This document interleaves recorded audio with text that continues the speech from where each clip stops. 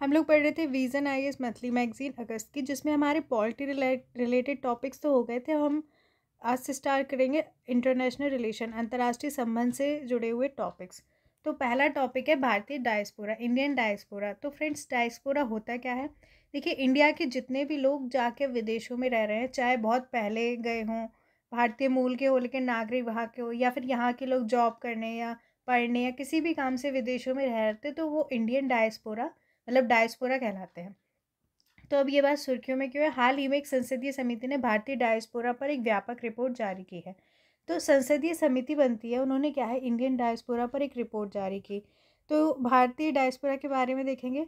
भारतीय डायस्पोरा ऐसे लोगों का समूह है जो मूल रूप से भारतीय हैं और वर्तमान में भारत के बाहर अस्थायी या स्थायी तौर पर रह रहे हैं। ठीक है, ऐसे लोग, इंडियन डायस्पोरा ऐसे लोगों के ग्रुप्स हैं जो क्या है, मेनली तो वो भारतीय हैं, चाहे उनके दादा दादी नाना नानी कोई भी भारत के हैं, तो और लेकिन प्रेजेंट में क्या है, वो भारत से बाहर रह रहे हैं, या तो परमानेंट या टेम्परेरी। ठीक है, या तो मतलब कुछ टाइम के लिए पढ़ने या जॉब करने गए, या फिर परमानेंट ही वहाँ रहने लगे हैं, तो वो हमारे डायस्पोरा कहलाते हैं। समान तौर पर भारतीय डायस्पोरा में निम्नलिखित शामिल हैं। तो इनमें कौन कौन शामिल होता है? देखिए, अनिवासी भारतीय एनआरआई जो भारत के नागरिक हैं वो होते हैं इसमें शामिल, और भारतीय मूल के व्यक्ति पर्सन ऑफ इंडियन ओरिजिन जो विदेशी नागरिक हैं। सॉरी। तो देखिए, अनिवासी भारतीय मतलब वो होते हैं जो मतलब भारत के नागरिक हैं, मतलब यहाँ के सिटीज़न हैं लेकिन बाहर किसी न किसी रीज़न से रह रहे हैं। और भारतीय मूल के जो विदेशी नागरिक हैं, मतलब हैं तो भारतीय मूल के, जैसे ब्रिटेन में ऋषि सुनक है, प्रेसिडेंट चुने गए। ठीक है, तो वो क्या है तो मतलब वो भारतीय मूल के ही हैं, इंडियन, लेकिन वो वहाँ के नागरिक हैं। तो प्रवासी भारतीय नागरिक ओसीआई वगैरह इसमें आते हैं। तो वर्ष 2015 से में पीआईओ या ओसीआई कार्ड धारक को एक ही श्रेणी ओसीआई के अंतर्गत कर दिया गया। तो 2015 में क्या किया गया, जो पीआईओ थे और ओसीआई थी, उनको जो मतलब कार्ड देते थे, तो उन लोगों को क्या है, एक ही श्रेणी ओसीआई में कर दिया गया। विश्व में सर्वाधिक प्रवासी भारत से ही हैं, इनकी संख्या 31 मिलियन से अधिक है। अब आपको एक बात बताऊं कि देखिए, जो भी भारतीय विदेशों में रह रहे हैं उनसे हमें मतलब एक मतलब जैसे वो यहाँ पे पैसे भेजते हैं वगैरह, तो एक रेमिटेंस बोलते हैं प्रेषण हिंदी में, वो इंडिया को सब मतलब वर्ल्ड में सबसे ज़्यादा मिलता है। मतलब यहाँ के लोग सबसे ज़्यादा बाहर रह के इंडिया में पैसे भेजते हैं, इतने ज़्यादा यहाँ के हैं। तो विश्व में सर्वाधिक प्रवासी जो है वो भारत से ही है सबसे ज़्यादा, इनकी संख्या 31 मिलियन से अधिक है। ठीक है, एक डाटा जो सिंपल सिंपल आपको याद कर लेना चाहिए। तो जैसे कितने प्रवासी भारतीय, तो 31 मिलियन से अधिक है, इनमें 13 मिलियन से अधिक एनआरआईज, 18 मिलियन पीआईओएस है जो दुनिया भर में फैले हैं। तो इतने सारे लोग हैं। भारतीय डायस्पोरा की संरचना अत्यधिक विविधतापूर्ण है, इसमें श्रमिक, व्यापारी, राजनीतिक नेता, पेशेवर, छात्र आदि हैं। तो देखिए, जो भारतीय डायस्पोरा है वो बहुत विविधतापूर्ण मतलब बहुत डाइवर्स है। मतलब इसमें श्रमिक भी जाते हैं, व्यापारी भी होते हैं, नेता भी होते हैं, छात्र भी होते हैं। ये विश्व भर में फैले हुए हैं, किंतु इनका मुख्य संकेंद्रण संयुक्त राज्य अमेरिका, कनाडा, ब्रिटेन, ऑस्ट्रेलिया, खाड़ी देशों, यूरोपीय संघ, दक्षिण और पश्चिम अफ्रीका और गिरमिटिया देशों में है। वैसे तो ये जो है इंडियन डायस्पोरा, ये बोल रहे हैं कि मतलब पूरे वर्ल्ड में आपको इंडिया के लोग मिलेंगे, लेकिन मेनली सबसे ज़्यादा यूएसए, कनाडा, ब्रिटेन इन सब में है। अब देखिए, गिरमिटिया क्या होता है? गिरमिटिया देश ऐसे देश है जो पूर्व में ब्रिटिश उपनिवेश रहे थे। ब्रिटिश काल के दौरान बागानी कार्य करने के लिए भारतीयों को गिरमिटिया या अनुबंधित मजदूरों के रूप में वहाँ ले जाया गया था। तो देखिए, जब यहाँ पर ब्रिटिश थे इंडिया में पहले, ठीक है, जब भारत ब्रिटिश उपनिवेश था, तो उस समय क्या था कि इंडियंस को बाहर काम दूसरे देशों में मतलब बागानी कार्य करने के लिए मजदूर बना के मतलब कॉन्ट्रैक्ट मजदूरी कराते थे उन्हें वहाँ ले जाके। तो अब धीरे धीरे वो लोग वहीं बस गए, तो उन्हें कहते हैं गिरमिटिया। गिरमिटिया देशों में Fiji, Mauritius, Jamaica, south Africa, Guana, Suriname आदि शामिल है। तो सबसे ज़्यादा देखिए यहाँ पर ले जाए गए इंडियंस पहले मजदूर बना के। तो अभी अब इधर जैसे ये मॉरिशस है, यहाँ पर अब भी इंडियंस की संख्या बहुत ज़्यादा है। विश्व बैंक की एक रिपोर्ट के अनुसार मतलब इतनी ज़्यादा है फ्रेंड्स कि अब यहाँ पे वो लोग मतलब बड़े पदों पे भी आ गए हैं इंडियंस। विश्व बैंक की एक रिपोर्ट के अनुसार भारत वर्ष 2021 में दुनिया का सबसे बड़ा विप्रेशन रेमिटेंस प्राप्तकर्ता देश रहा है। देखिए, एक रिपोर्ट है वर्ल्ड बैंक की, उसके अकॉर्डिंग 2021 में सबसे बड़ा विप्रेशन प्राप्तकर्ता देश मतलब सबसे ज़्यादा रेमिटेंस जो है वो इंडिया को प्राप्त हो। रेमिटेंस मतलब जो भी इंडियंस बाहर रहते हैं वो इंडिया में पैसा भेजते हैं, चाहे किसी भी काम से, ठीक है। प्रवासियों ने वर्ष 2021 में 87 मिलियन अमेरिकी डॉलर की राशि भारत भेजी थी। वर्ष 2022 में इसमें 2.6% की वृद्धि होने की उम्मीद है, तो काफ़ी ज़्यादा राशि भेजी गई। देखिए, NRI का फुल फॉर्म होता है नॉन रेसिडेंस इंडियंस। PIO का होता है पर्सन ऑफ इंडियन ओरिजिन, जो इंडियन ओरिजिन का है। नॉन रेसिडेंस मतलब जो यहाँ का रेसिडेंट नहीं है, नॉन रेसिडेंस इंडियंस होते हैं। ओवरसीज सिटीजन ऑफ इंडिया, ठीक है, OCI का फुल फॉर्म है। अब यहाँ पर हम जो साइड में वो देखेंगे, देखिए भारत की डायस्पोरा नीति का क्रमिक विकास देखेंगे। 2050 के दशक में कैसी डायस्पोरा नीति थी। शुरू में भारत का ये विचार था कि प्रवासी भारतीयों के हितों की हिमायत करने से मेजबान देश नाराज हो सकते हैं। भारत का मानना था कि मेजबान देश उनके कल्याण और सुरक्षा के लिए पूरी तरह जिम्मेदार है। अतः भारत की विदेश नीति इस प्रकार विकसित की गई थी कि यह प्रवासी भारतीयों के सामने आने वाली चुनौतियों के मामले में हस्तक्षेप ना करे। देखिए, पहले क्या 1915 जब का जो दशक था, उसमें हमारी भारत सोचता था कि अगर मतलब जो भी इंडियंस दूसरे देशों में रह रहे हैं, तो हमें मतलब अगर उनके सामने कोई चुनौती आ रही है, कोई प्रॉब्लम हो रही है, तो हमें उसमें हस्तक्षेप नहीं करना चाहिए, क्योंकि वो कंट्री जिसमें वो रह रहे हैं वो नाराज़ हो जाएगी, और वही कंट्री जो है जो वहाँ रह रहे हैं उनकी सिक्योरिटी के लिए जिम्मेदार है। तो पहले क्या है, हमारी विदेश नीति में जो इंडियन डायस्पोरा था उनके मामलों में हस्तक्षेप नहीं किया गया, प्रवासी भारतीयों के मामले में। 1980 के दशक में क्या है, प्रवासी नीति में बदलाव किया गया। भारतीय मूल के लोगों को उनकी राष्ट्रीयता की परवाह किए बिना राष्ट्र निर्माण में भाग लेने के लिए आमंत्रित किया गया। तो फिर क्या हुआ कि हमारी 1980 में जो प्रवासी नीति थी उसमें बदलाव किया गया।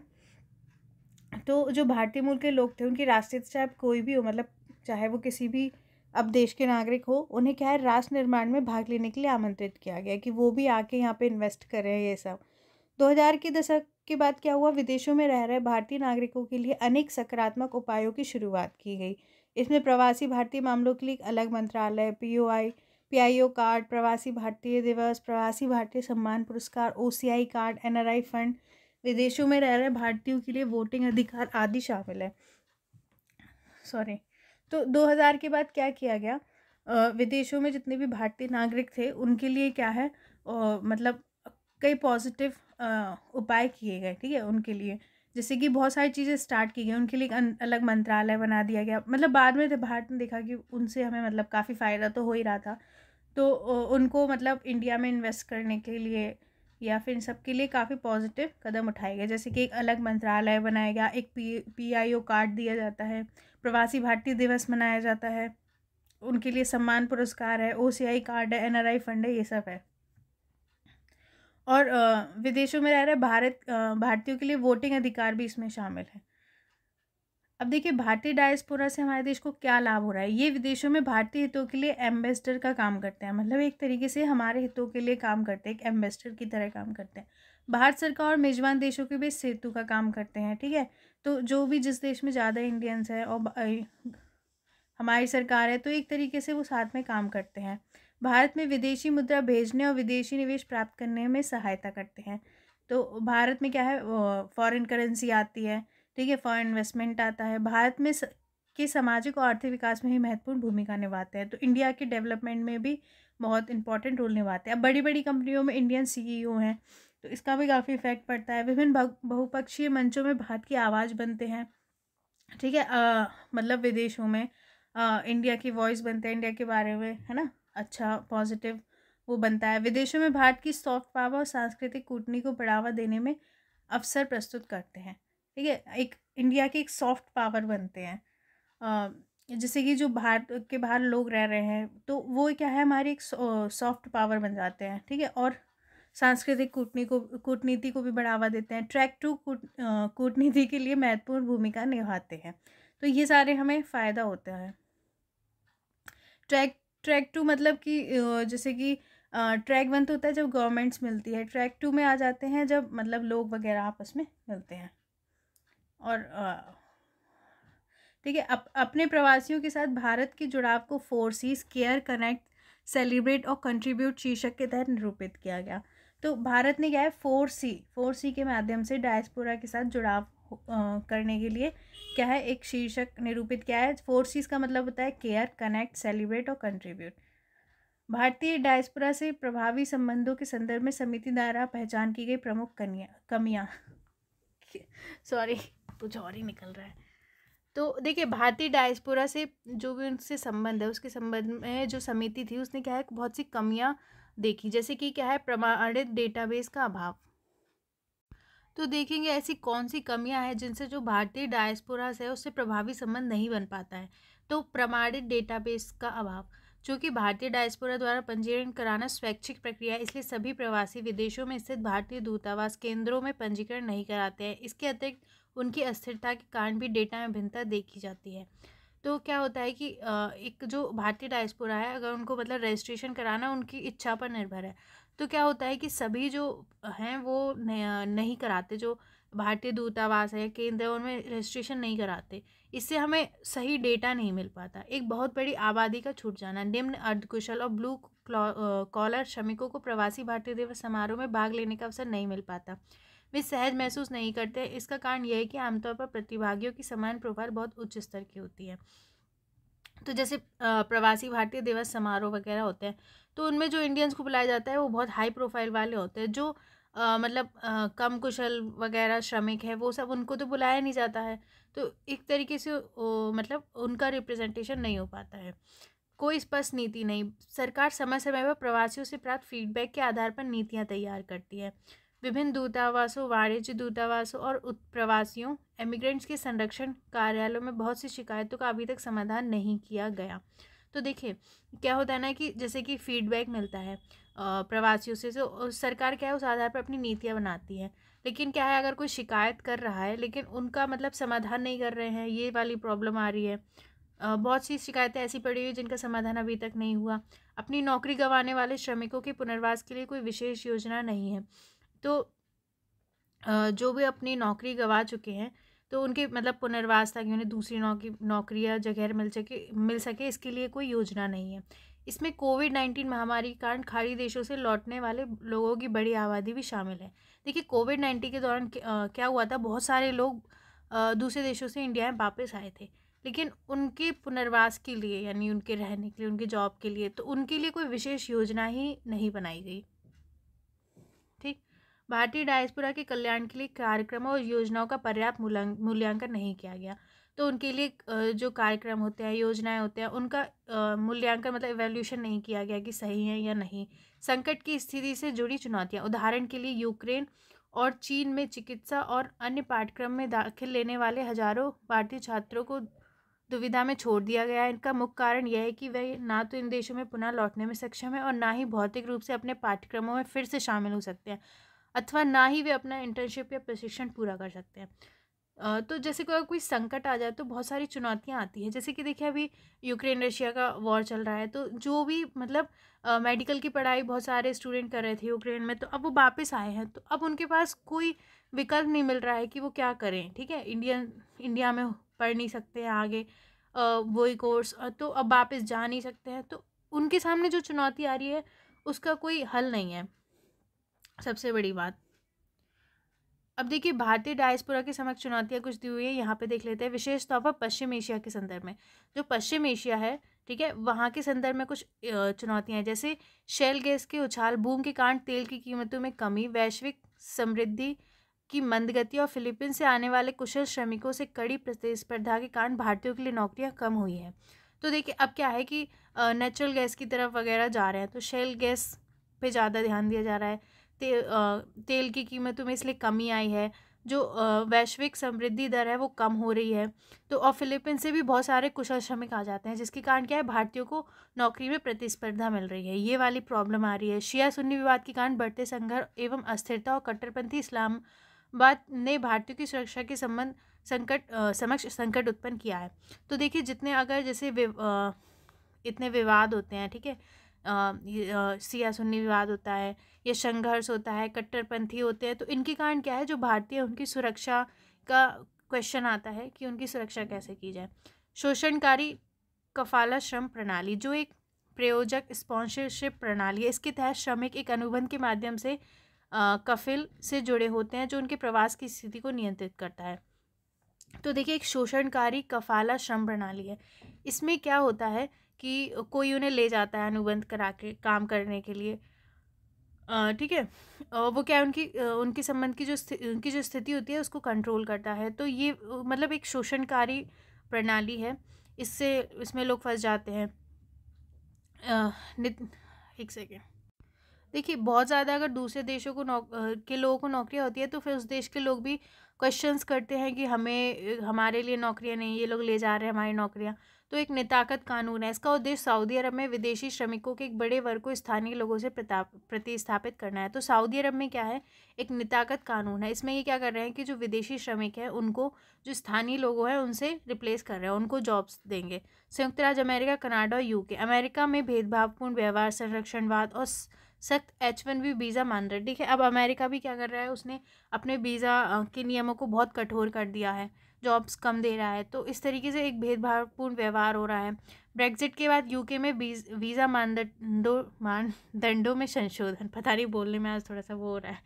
तो ब्रेग्जिट के बाद क्या हुआ है, उसके बाद यूके के वीज़ा जो स्टैंडर्ड मतलब मानदंड थे उनमें क्या है, कुछ वो कठोर हुए हैं। दोहरी नागरिकता की मांग, ठीक है, ये सब यहाँ पर प्रॉब्लम्स आती है। समान आर्थिक मुद्दे, अनुबंधों की शर्तों का उल्लंघन, विपरीत कार्य स्थितियाँ, वेतन संबंधी मुद्दे, चिकित्सा बीमा संबंधी समस्या आदि। ठीक है, अब क्या होता है, जो कॉन्ट्रैक्ट होता है उसके हिसाब से नहीं चल रहे हैं और कार्य की स्थितियाँ विदेशों में ख़राब है, सैलरी से रिलेटेड प्रॉब्लम है, उन्हें चिकित्सा और बीमा सुविधा नहीं है, तो ये सारी भी उनके सामने प्रॉब्लम्स आती हैं। अब समिति ने क्या सिफारिशें की हैं वो हम देखेंगे। तो देखिए, नीतिगत दस्तावेज। समिति ने भारतीय डायस्पोरा पर एक नीतिगत दस्तावेज तैयार करने का सुझाव दिया है। यह नीति भारतीय समुदाय के साथ गहन और व्यापक जुड़ाव के लिए एक मार्गदर्शक सिद्धांत के रूप में कार्य करेगी। ठीक है, समिति ने कहा है कि जो इंडियन डायस्पोरा है उससे रिलेटेड एक हमें मतलब एक डॉक्यूमेंट बनाना चाहिए कि हमारी क्या नीति होनी चाहिए। ठीक है, तो यह नीति भारतीय समुदाय के साथ गहन और व्यापक जुड़ाव के लिए मतलब उनसे कैसे जुड़ाव ज़्यादा हो इसके लिए क्या है, एक मार्गदर्शक सिद्धांत के रूप में कार्य करेगी। डेटा का रखरखाव, पहले फिर है डेटा का रखरखाव। भारतीय डायस्पोरा एक प्रमाणिक डेटाबेस बनाने के लिए मंत्रालय स्तर पर ठोस प्रयास किए जाना चाहिए। एक मतलब ऐसा डेटाबेस हो जो मतलब सही हो, ठीक है, सबका डेटा कि कौन रह रहा है क्या है, इसका प्रवासी समुदाय के लिए कल्याणकारी योजना तैयार करने और लागू करने में उपयोग किया जा सकता है। तो जैसे उनके लिए योजनाएं बना रहे हैं तो उस डेटा का यूज़ किया जा सके। प्रवासी भारतीय दिवस के आयोजन की समीक्षा, इन आयोजनों में प्रवासी समुदाय की भागीदारी सहभागिता अधिक व्यापक होनी चाहिए ताकि इसमें प्रवासी समुदाय के कमज़ोर वर्गों को भी शामिल किया जा सके। अब देखिए, आप अगर कोई ऐसा समारोह कर रहे हैं प्रवासी भारतीयों के लिए, लेकिन आप सिर्फ हाई प्रोफाइल वालों को बुला रहे हैं, ये नहीं, आप मतलब जो कमज़ोर वर्ग है वो भी तो शामिल हो। तो पहला एक नीतिगत दस्तावेज होना चाहिए, ठीक है, डेटा का रखरखाव होना चाहिए, प्रवासी भारतीय दिवस के आयोजन की समीक्षा मतलब सब शामिल हों। पैरा डिप्लोमेसी, विभिन्न कार्यक्रमों योजनाओं में सफल कार्यान्वयन के लिए राज्य सरकारों के साथ समन्वय एवं संपर्क के प्रयासों में तेजी लानी चाहिए। तो क्या है, जितनी भी जो राज्य सरकार है उनके साथ अगर मतलब कोई योजना बना रहे हैं तो उनका क्रियान्वयन अच्छे से हो, इसके लिए क्या है, राज्य सरकारों के साथ भी समन्वय और संपर्क होना चाहिए। ठीक है, शिकायत निवारण प्रणाली में गुणात्मक और मात्रात्मक सुधार करना चाहिए ताकि एक निर्धारित समय सीमा के भीतर सभी लंबित मामलों का समाधान किया जा सके। अगर कोई शिकायत मिल रही है प्रवासी भारतीयों से तो उनका मतलब अच्छे से जल्दी समाधान करना चाहिए। सांस्कृतिक कूटनीति, विदेशों में सांस्कृतिक कूटनीति सॉफ्ट पावर प्रदर्शन के द्वारा संबंधों को मजबूत करना चाहिए। इसके लिए विभिन्न मिशनों, वाणिज्य दूतावासों में भारत की समृद्ध ऐतिहासिक और सांस्कृतिक विरासत को प्रदर्शित करने वाले सांस्कृतिक कार्यक्रमों का आयोजन किया जा सकता है। तो एक सांस्कृतिक कूटनीति बनाई जा सकती है। देखिए, जो हमारे डायस्पोरा है वो एक सॉफ्ट पावर है। अब जब इंडियन कल्चर को लोग देखेंगे तो उसके प्रति आकर्षित होंगे, है ना, तो अपने सांस्कृतिक कार्यक्रम करना ये सब कर सकते हैं। ये सब हमारी नीति की सिफारिशें हैं। मौजूदा प्रवासन और गतिशीलता समझौतों के प्रभाव का मूल्यांकन करना, इसमें यह सुनिश्चित हो सकेगा कि प्रवासी श्रमिकों के हितों से जुड़े मुद्दों और उनकी शिकायतों को वास्तव में उक्त समझौता ज्ञापनों समझौतों के माध्यम से हल किया जा रहा है। तो देखिए, जैसे अगर कोई शिकायत होती है या कुछ होती है तो उनका मतलब हल करना, और महामारी और अन्य आपदाओं के कारण अपनी नौकरी गंवाने वाले श्रमिकों के लिए व्यापक पुनर्वास योजना पर कार्य करना। तो अभी जो मतलब कोविड-19 आया या कोई और आपदा आती है तो जो इंडियंस अपनी नौकरी गंवा देते हैं उनके लिए एक पुनर्वास योजना लाना। अब प्रवासी आबादी के साथ संबंधों को मजबूत करने के लिए उठाए गए कदम, तो उनके साथ जो मतलब प्रवासी भारतीय हैं उनके साथ जो अपने संबंध मजबूत करने के लिए क्या क्या कदम उठाए गए। वर्ष 2015 में प्रवासी भारतीय मामलों के मंत्रालय का विदेश मंत्रालय में विलय कर दिया गया। तो 2015 में क्या किया गया, एक प्रवासी भारतीय मामलों का मंत्रालय था, उसे विदेश मामले में मिला दिया गया। इस एकीकरण से भारतीय डायस्पोरा के मुद्दों को निपटने के लिए एक अधिक समग्र दृष्टिकोण प्राप्त हुआ है। ठीक है, भारतीय डायस्पोरा की भागीदारी बढ़ाकर प्रवासी भारतीय दिवस के आयोजनों में सुधार किया गया। तो देखिए, जो प्रवासी भारतीय दिवस होता है उसमें आयोजन होता है, तो उसमें क्या है, भारतीय डायस्पोरा की भागीदारी बढ़ाई गई। इसके तहत निम्न कार्यक्रम और योजनाएं शुरू की गई। भारत को जाने कार्यक्रम, नो इंडिया प्रोग्राम KIP, भारतीय डायस्पोरा के बच्चों के लिए छात्रवृत्ति कार्यक्रम, scholarship programme for diaspora children SPDS, Bharat को जानिए क्विज, विदेश संपर्क सीरीज, PIO संसदीय सम्मेलन, PIO पार्लियामेंट्रियन कॉन्फ्रेंस। तो देखिए, कुछ योजनाएं शुरू की गई, इनको आप अच्छे से याद कर लीजिए। जैसे अगर कोई क्वेश्चन आता है डायस्पोरा से रिलेटेड तो आप इन्हें बहुत अच्छे से लिख के मेंशन कर सकते हैं। जैसे भारत को जानो कार्यक्रम आपने कभी ना कभी सुना होगा, उनके लिए छात्रवृत्ति कार्यक्रम, भारत को जाने क्विज, ये सब।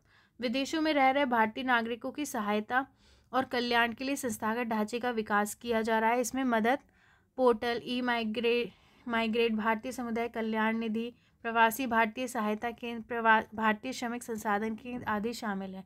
तो देखिए, एक संस्थागत ढांचा बनाया जा रहा है उनके कल्याण के लिए, उनकी सहायता के लिए। जैसे बहुत सारी चीज़ें करिए, जैसे मदद पोर्टल हो गया, माइग्रेट, ये सब जो है आप इनके नाम याद कर लीजिए और आप क्वेश्चन में लिख सकते हैं। शिकायत समाधान की मजबूत प्रणाली को बनाए रखना, इसमें email, Twitter, CPG, RAMS portal आदि के माध्यम से ऐसे मुद्दों को सामने लाया जाता है। तो जो शिकायत समाधान की जो प्रणाली है उसको स्ट्रॉन्ग किया जाए। ठीक है, कई माध्यमों से। विदेश संपर्क बैनर के तहत स्टेट आउटरीच प्रोग्राम चलाया जा रहा है। इसमें विदेश मंत्रालय और राज्य सरकारों के बीच एक गहन संवाद होता है। इसका उद्देश्य विदेशों में रह रहे NRIs के कल्याण और सुरक्षा से संबंधित मुद्दों को हल करने हेतु सहयोग प्राप्त करना है। तो विदेशी संपर्क बैनर के तहत क्या है, एक प्रोग्राम चल रहा है, स्टेट आउटरीच प्रोग्राम। इसमें क्या है, जो हमारा विदेश मंत्रालय, देखिए केंद्र में और राज्य में सहयोग होना किसी काम के लिए बहुत ज़रूरी है। तो विदेश मंत्रालय और राज्य सरकारों के बीच एक गहन संवाद होता है। ठीक है, वो किस रिलेटेड होता है, इसका उद्देश्य होता है कि जो विदेशों में रहने वाले जो NRI है उनके कल्याण और सुरक्षा से संबंधित जो मुद्दे हैं उसे हल करने कैसे करें। ठीक है, इसके लिए सहयोग। प्रवासी समुदाय को विभिन्न कार्यक्रमों के माध्यम से अपने देश भारत के लिए योगदान करने की सुविधा प्रदान की जाती है। ठीक है, इन कार्यक्रमों में विजिटिंग एडवांस जॉइंट रिसर्च, वज्र फैकल्टी स्कीम, प्रवासी भारतीय एकेडमिक एंड साइंटिफिक संपर्क प्रभास और वैश्विक भारतीय वैज्ञानिक वैभव जैसी योजनाएं शामिल है। तो उन मतलब जो प्रवासी भारतीय हैं वो मतलब अगर ज़्यादा अच्छे इंटेलिजेंट वगैरह है तो उन्हें मतलब भारत में योगदान करने की सुविधा दी जाती है कि वो यहाँ के पढ़ा सकते हैं, ये सब रिसर्च वगैरह कर सकते हैं। तो इस तरीके के प्रोग्राम है, जैसे वज्र है, प्रभास है, वैभव है। तो ये योजनाओं के नाम आप एग्जाम में लिखिए। वंदे भारत मिशन के तहत स्वदेश लौटने वाले नागरिकों हेतु रोजगार में मदद के लिए कुशल कामगारों का आगमन डेटा में स्वदेश जैसी पुनर्वास योजनाओं को शुरू किया गया। इसका उद्देश्य कौशल और अनुभव के आधार पर एक डेटाबेस तैयार करना है। देखिए, एक वंदे भारत मिशन था, उसके तहत जो भी आए यहाँ पे उनको क्या है, रोजगार में मदद देने के लिए कुशल कामगारों का आगमन डेटाबेस, मतलब जो भी कुशल कामगार है उनका एक डेटाबेस बनाया गया रोजगार देने के लिए स्वदेश नाम से। जैसी पुनर्वास योजनाओं को भी शुरू किया गया है। ठीक है, तो ये सारी चीज़ें करी गई हैं। तो यहाँ पर हमारा ये वाला टॉपिक हो जाता है। अब नेक्स्ट टॉपिक हम नेक्स्ट वीडियो में देखेंगे। देखिए, मैं मतलब आपके लिए इस चैनल पे एग्जैक्ट जो आपके एग्ज़ाम से रिलेटेड है वो डालती हूँ, ना कोई फालतू चीज़ ना कुछ, सिर्फ आपके एग्ज़ाम से रिलेटेड चीज़ें होती हैं। तो लेकिन थोड़ा सा रिस्पांस कम है, तो अगर आपको अच्छा लग रहा है तो आप रिस्पांस कीजिए, ताकि मतलब सब्सक्राइब करिए, तो फिर हम इसको कंटिन्यू रखेंगे। अगर ज़्यादा व्यूज़ नहीं होंगे तो हम इसको फिर कंटिन्यू नहीं रखेंगे, क्योंकि बहुत मेहनत लगती है बनाने में। Thank you so much, bye.